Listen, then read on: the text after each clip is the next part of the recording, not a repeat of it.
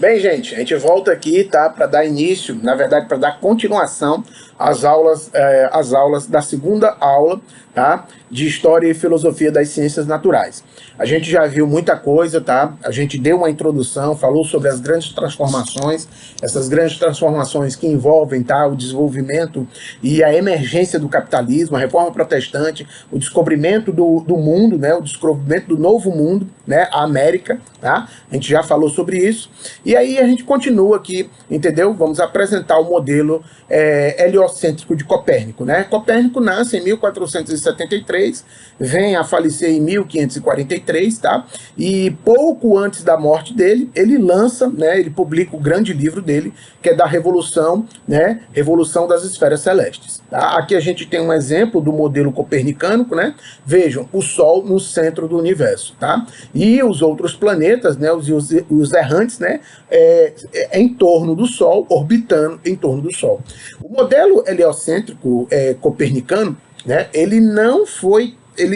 ou seja, Copérnico, quando ele publica a obra dele, ele não apresenta, por exemplo, dados estatísticos, ele não apresenta, por exemplo, modelo matemático, né, e ele não fez observações, né, ele não teve, né, não fez nenhum tipo de experimentação.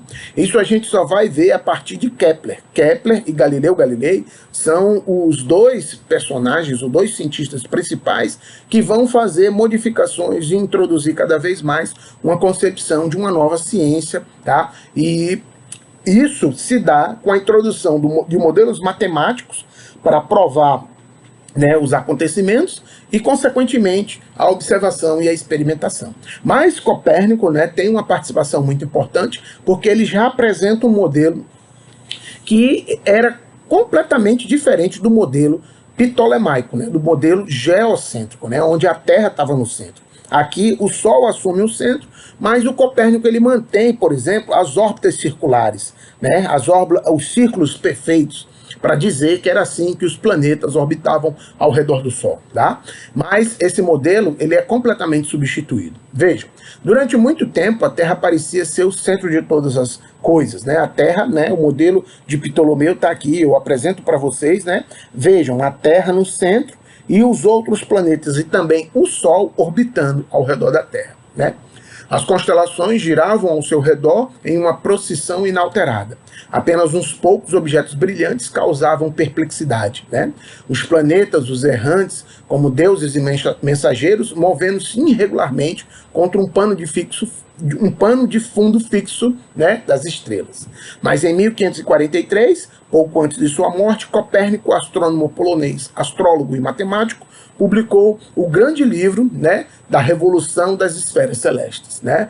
É esse livro que apresenta esse modelo que vocês podem observar aqui na figura, o modelo copernicano, né, que é chamado, né? A gente tem o Sol no centro do universo e os planetas, né, orbitando ao redor deles. Nessa obra, ele ordenou as trajetórias dos planetas estabelecendo círculos perfeitos.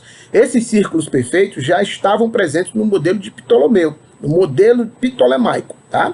E quando o Kepler vai apresentar o seu modelo, ele tira esses círculos perfeitos. Ele percebe que o movimento dos planetas é em forma de elipse e não em forma de círculos perfeitos.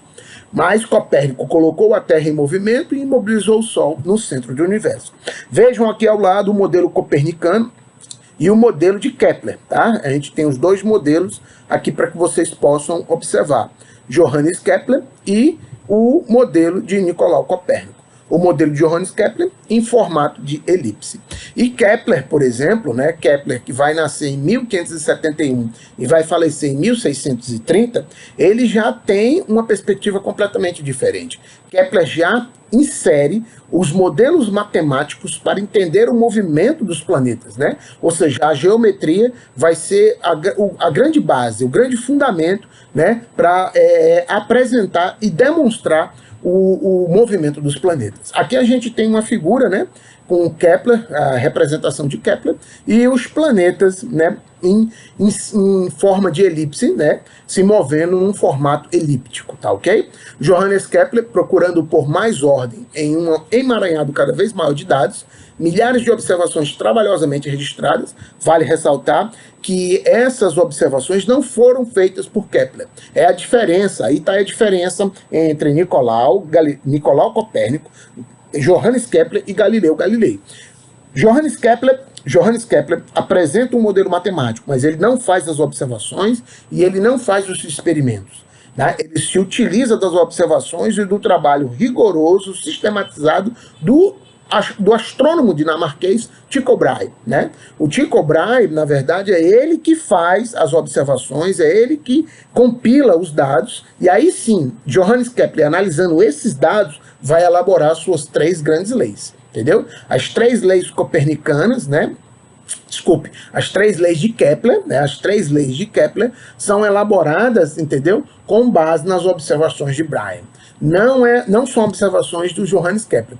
Aí veja a diferença entre Copérnico, Kepler e Galileu. Galileu, além de se utilizar, entendeu, de modelos matemáticos para compreender a realidade física, ele também vai fazer o quê? Ele vai fazer as próprias observações e os próprios experimentos. Não esqueçam, lembrem, né? Ele vai desenvolver um telescópio e ali vai permitir que ele consiga observar o céu. A mesma coisa vai fazer Isaac Newton, entendeu? O grande lance da ciência moderna, como a ciência moderna nasce, né, é justamente essa metodologia que é desenvolvida pelos cientistas, no caso por Galileu e posteriormente por Isaac Newton. Eles vão se utilizar de modelos matemáticos para compreender a realidade física e eles vão fazer observações e vão fazer experimentos, né? Galileu Galilei é o cara que inaugura, entendeu, o experimento artificialmente controlado. Ele vai, entendeu, propor vários experimentos matematizados para você poder entender a realidade. Johannes Kepler não fez isso, ele só utilizou do modelo geométrico, né, matemático, e Copérnico também não faz isso. Posteriormente, Galileu faz e Isaac Newton também. Então, sobre né? Então, veja, segundo Kepler, né, esse movimento não ocorria em círculos. O Kepler suspeitava de curvas especiais conhecidas pelos antigos como elipses. Tá? Então era a suspeita de Kepler. Nesse filme aqui, tá, eu mostro para vocês um filmezinho Ágora, né, com a Rachel Weisz, né? Esse filme é muito interessante porque conta a história de uma filósofa do século V depois de Cristo, a filósofa Hipátia, filósofa e matemática, muito conhecida. Ela trabalhava justamente com as elipses, ela trabalhava com essas formas geométricas. E essas formas geométricas, posteriormente, são as formas que vão conceber o modelo de Kepler. O modelo heliocêntrico de Kepler vai estar baseado nessas formas elípticas. Tá? Assistam esse filme, que é um filme muito interessante, conta a história da Hipátia, conta um pouco da história, né, do desenvolvimento e do embate do cristianismo com o desenvolvimento da ciência. Aí vocês conseguem analisar nesse filme, é um filme muito interessante, tá? Então fica a dica aí para vocês, tá ok? Assim, depois de derrubar um tipo de perfeição celestial, ele buscava novos tipos, acreditando fervorosamente em um universo construído sobre harmonia geométrica. Vejam que coisa interessante. A geometria, mais uma vez, salientando isso para vocês, a geometria se torna a base, entendeu, da física moderna, e os modelos matemáticos são de extrema importância, tá, para a ciência moderna que está nascendo nesse período. Então ele descobriu um elo elegante entre geometria e movimento por meio da afirmação de que uma linha imaginária de um planeta até o Sol atravessava áreas iguais em tempos iguais. Eu indico para vocês também esse livrozinho do James Clerk, tá? James Clerk, essa transcrição aqui é justamente desse livro, Isaac Newton, uma biografia, para que vocês possam se familiarizar um pouco melhor já, entendeu? Com essas modificações, com essas concepções que estão nascendo nesse período histórico, entendeu? Que são os séculos 16 e 17, tá? Do mundo moderno. Eu indico para vocês, fica aí a indicação do filme e do livro. A gente se encontra na próxima aula já para falar sobre Galileu Galilei. Valeu, gente, valeu, obrigado, até a próxima.